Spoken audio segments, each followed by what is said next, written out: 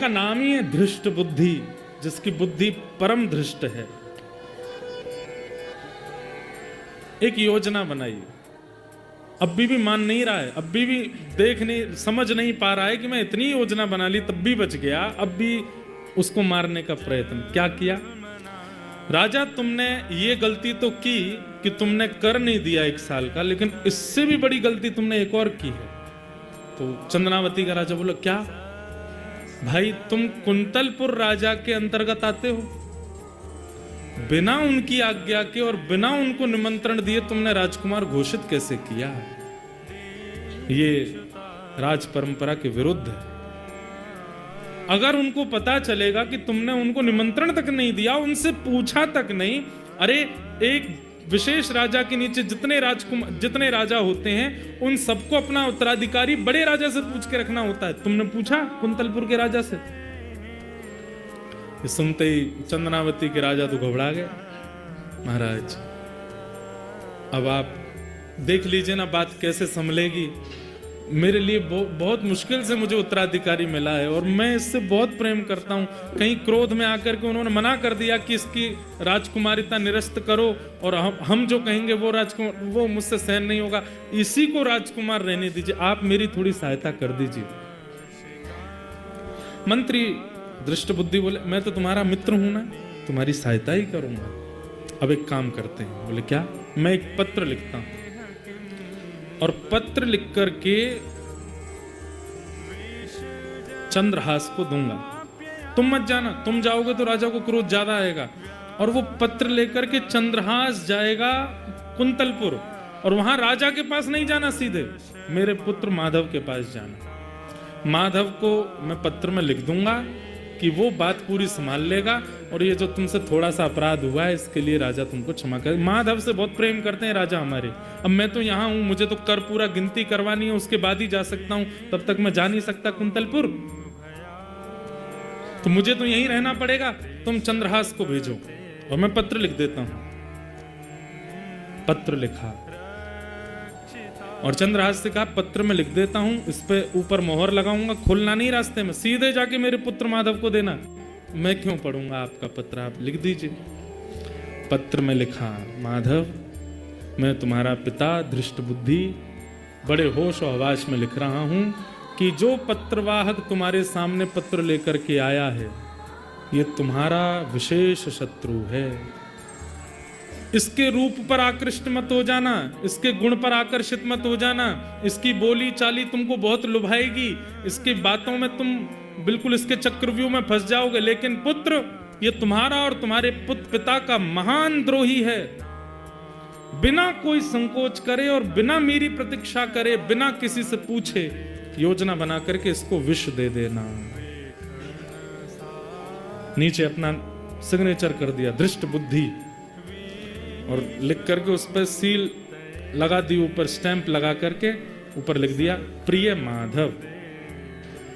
चंद्रहास इधर आओ, खोलना नहीं इसको। नहीं, मैं क्यों खोलूंगा, लेके जाओ और सीधे मेरे पुत्र माधव के पास जाना, जाकर के उसको दे देना, वो सब बात संभाल लेगा। राजा मैंने संभाल ली तुम्हारे। अरे मंत्री जी, आप तो बड़े हमारे कृपालु, कितनी कृपा आपकी हमारे ऊपर है। निकल पड़े चंदनावती से। रात्रि में एक घोड़े पर बैठ करके परम भक्त श्री चंद्रहास जी रस्ते भर कीर्तन करते जा रहे हैं, ठाकुर जी का स्मरण करते हुए जा रहे हैं, बड़े भाव से ठाकुर जी को याद कर रहे हैं। रात भर हो गई चलते चलते, सुबह पहुंचे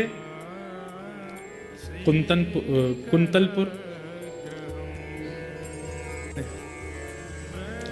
कुंतलपुर जैसे पहुंचे तो ये तो इनका पुराना नगर था ही, बचपन की सारी यादें आ गईं। मेरी धाई माँ, मेरी माँ मुझे लेकर के यहाँ आई थी, यहाँ पे हम लोग रहे थे, ये मंत्री जी का घर है, यहाँ पे हम खाते थे, यहाँ पे खेलते थे, सब मन में घूमने लगी बातें। तो विचार किया सुबह सुबह का समय है, अभी तो सब भोर में जग रहे होंगे, अभी सीधे माधव के पास जाना, मुझे लगता है कि वो भी स्नान ध्यान कर रहा होगा, अभी क्या सीधे उसके पास जाता हूँ। ये पास में बगीचा है, यहाँ पर रुक करके थोड़ा अपने ठाकुर जी की सेवा कर लूं, स्नान ध्यान कर लूं और सेवा आदि करके फिर चलेंगे माधव के पास।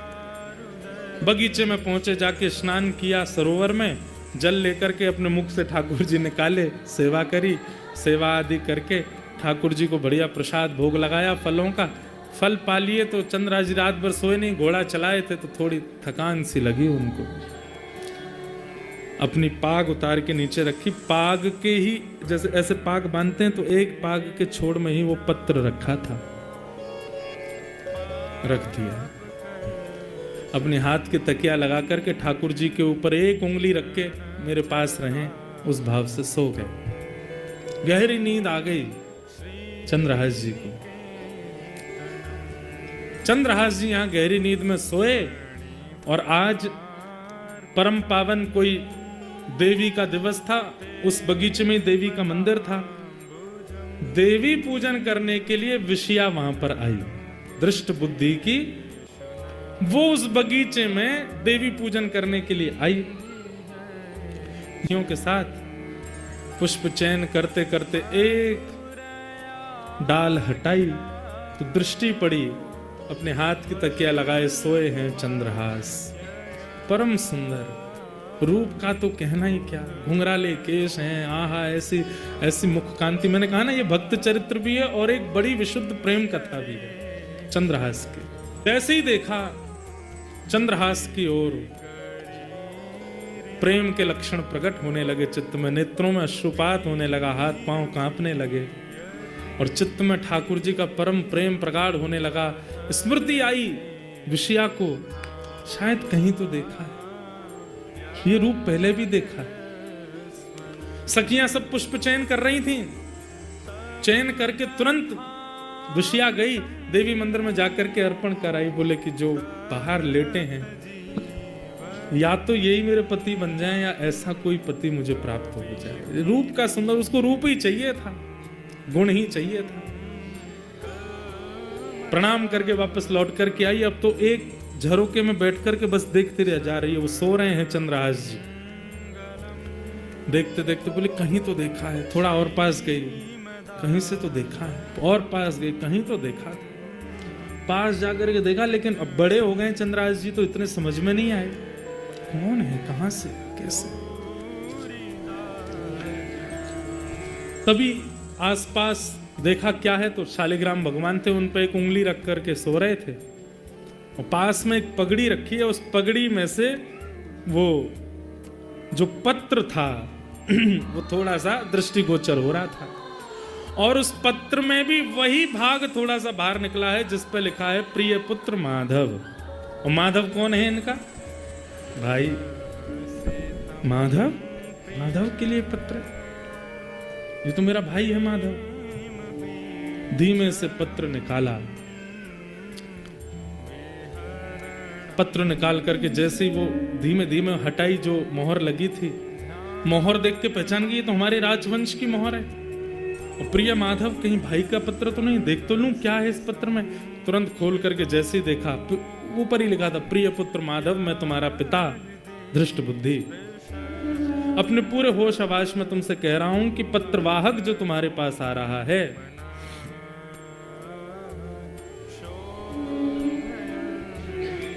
ये तुम्हारा शत्रु है और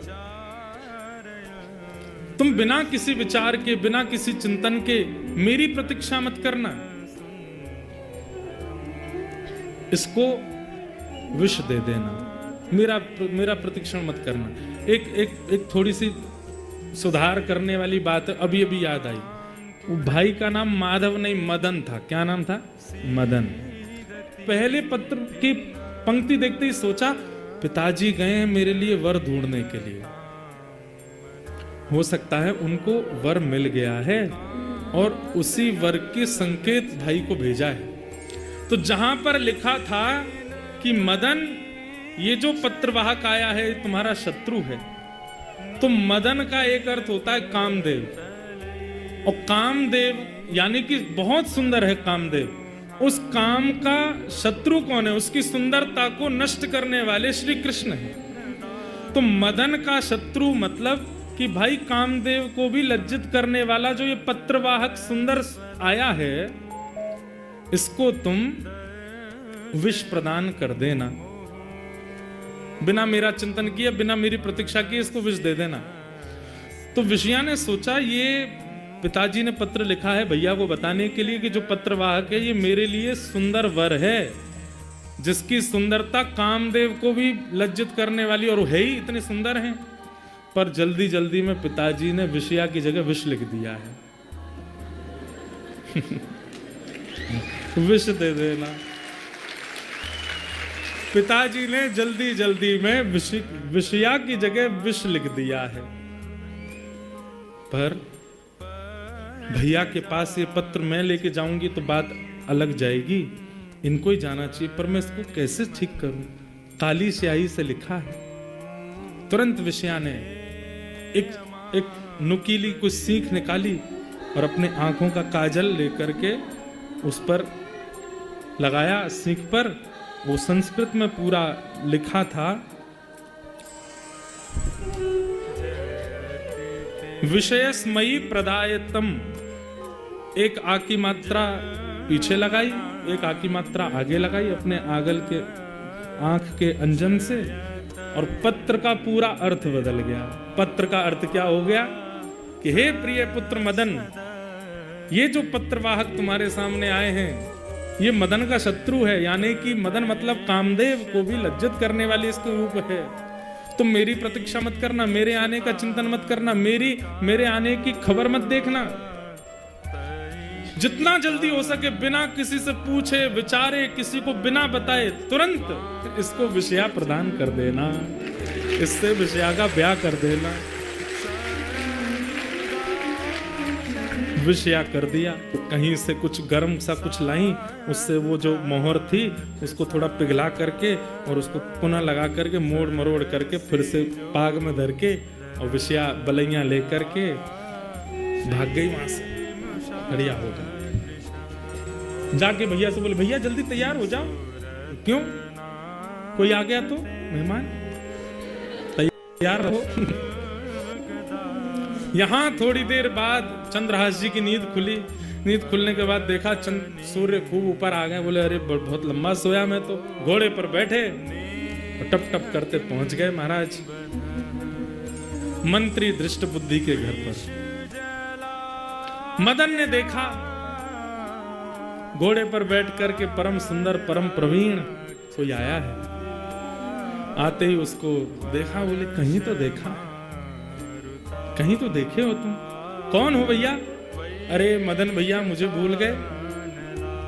आपको पूरी नगरी मंत्री पुत्र कहती है। बचपन में एक आपका सखा था, दासी पुत्र उसको सब कहते थे।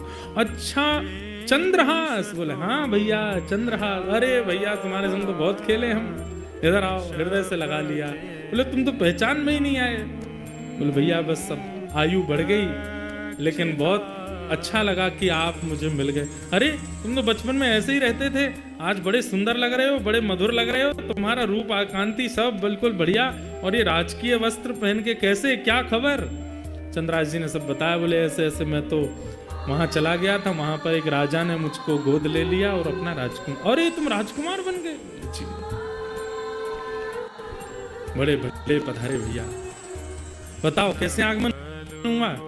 बोले हमारे नगर चंद्रावती में पूज्य पिताजी पधारे हैं दृष्ट। हाँ हाँ पिताजी चंद्रावती तो गए। बोले हाँ, तो उन्होंने पत्र भेजा है आपके लिए, ये पत्र है।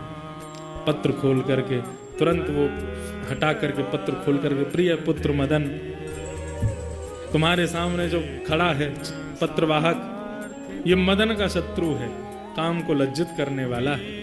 इसकी सुंदरता पर, इसकी भाव पर, इसके सब पर मदन मोहित होता है। इसलिए ठाकुर जी को मदन मोहन कहा जाता है, क्योंकि काम भी मोहित होता है उनके रूप पर। तुम इसके रूप को देख करके मेरी प्रतीक्षा मत करना, मेरे आने का विचार मत करना, मैं आऊं तभी सब काम हो, ऐसा कोई भाव मन में मत रखना। मेरे आने से पहले ही बिना किसी को बताए, बिना खबर दिए, बिना निमंत्रण दिए विषया को इसको प्रदान कर देना। पत्र देखते जा रहे हैं, सामने देखे मदन के नेत्र सजल हो गए। बोले मेरे जीजाजी खड़े हैं सामने। कांत कामदम